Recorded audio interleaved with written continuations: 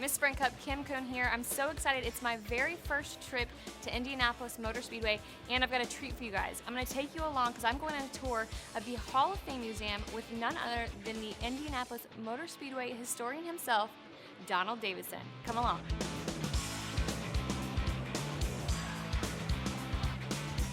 All right, Donald, so you brought me to a special treat here in the museum. It's the very first Indianapolis 500 winner back from 1911. Yep. What is the coolest feature about this car, in your opinion? Well, they built a single-seater. Everybody carried a riding mechanic then because they were stripped-down passenger cars. The Marmon Motor Company engineers thought, you know what, if we build a single-seater, we can cut through the air easier, and then we don't have the weight of a second person. So during practice, some of the other teams complained and said, look, that guy is a safety hazard because he doesn't have a mechanic to say there's somebody coming up one side or the other. And what you see above the steering wheel is supposedly urban legend. Supposedly Yes. the first rear view mirror ever used on an automobile. But I actually knew Ray Haroon, who was still alive when I was first around.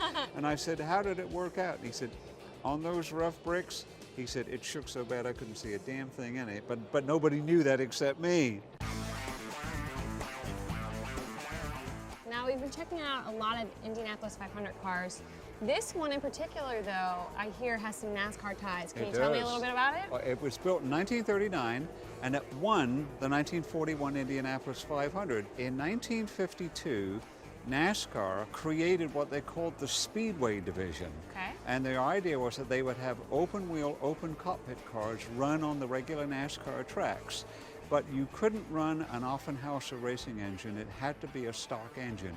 And so this car had a Cadillac put in it. Cadillac engine. And it won the 1952 championship, and the driver was Buck Baker, who became a two-time champion, and then he's the father of Buddy Baker. So this is a duel. It's a Indy winner and a NASCAR winner. Yes, indeed. All right, this is my first time ever seeing the Borg Warner Trophy in person. Obviously awarded to the Indianapolis 500 winner. But tell me a little bit, why did they choose to put the faces of the drivers on the trophy? Well, this trophy actually was built in 1936. So it's old. Oh, yes. Okay.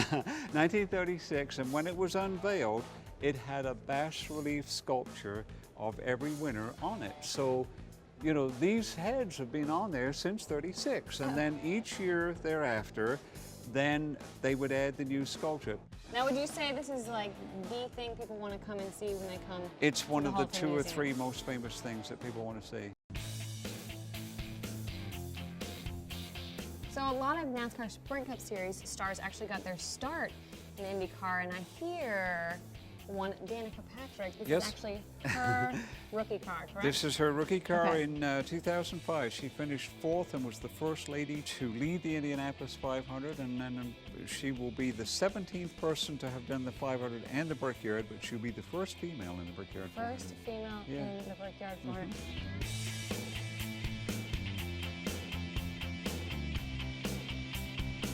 All right, I had a lot of fun here at the Indianapolis Motor Speedway Hall of Fame Museum. Donald taught me a lot, but there is so much history here, we couldn't even cover it in this short piece. So you gotta come here for yourself.